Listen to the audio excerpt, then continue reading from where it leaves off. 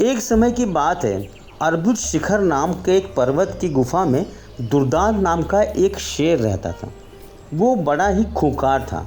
वो हर दिन अपनी गुफा से केवल शिकार करने के लिए बाहर निकलता था और पेट भरने के बाद वापस गुफा में जाकर सो जाता था। एक दिन न जाने कहाँ से उसकी गुफा में एक चूहा आ गया और वो भी वहीं एक बिल बनाकर रहने लगा। एक रोज़ जब शेर गुफा में सो रहा था, तभी चूहा अपने बिल से बाहर निकला और उसके बालों को कुतर कर वापस बिल में चला गया। शेर की जब नींद खुली तो उसने देखा कि उसके बाल कुतरे हुए थे। वो गुस्से से आग बबूला हो गया। उसने चूहे को कई बार पकड़कर उसे मारने का प्रयास भी किया, लेकिन चूहा था कि हाथ ही नहीं आता था उसके। हर बार वो भागकर अपने बिल में छुप जाता था। अंत में शेर को एक युक्ति सूझी। उसने सोचा क्यों न चूहे को मारने के लिए इसका परम शत्रु लाया जाए। वो जंगल गया और बहला फुसला कर एक बिल्ली को अपनी गुफा में लेकर आया। इसके बाद से जब भी शेर सोता या आराम करता था, बिल्ली पहरेदार की तरह शेर की निगरानी करती थी।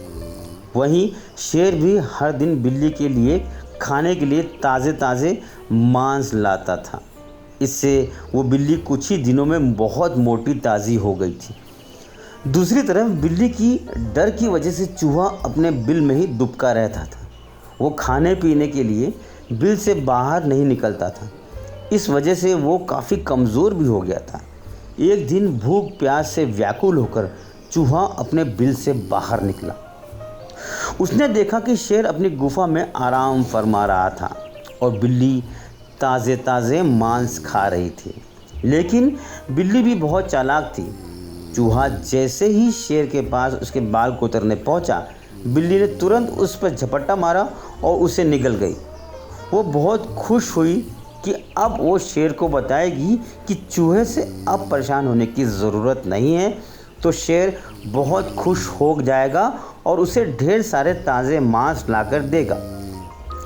जब शेर अपनी नींद से जागा तो बिल्ली ने उसे बताया कि उसने चूहे को मार दिया है। बिल्ली की बात सुनकर शेर बहुत खुश हुआ। अब उसकी परेशानी दूर हो गई थी, इसलिए वो बिल्ली अब उसके किसी काम की नहीं थी। उसी दिन शेर ने बिल्ली के लिए मांस लाना बंद कर दिया। इसके बाद भूखी प्यासी बिल्ली कमज़ोर होने लगी। उसके समझ में आ गया कि शेर उसे मांस सिर्फ चूहे की वजह से देता था। अब चूहा नहीं है तो उसे उसकी कोई ज़रूरत नहीं है। फिर वो बिल्ली उसी गुफा को छोड़कर वहाँ से चली गई। इस कहानी से हमें ये सीख मिलती है कि अपना काम निकल जाने के बाद हर कोई पराये की तरह व्यवहार करने लगता है। इसलिए कभी किसी के अधिक मोह में ना पड़ें।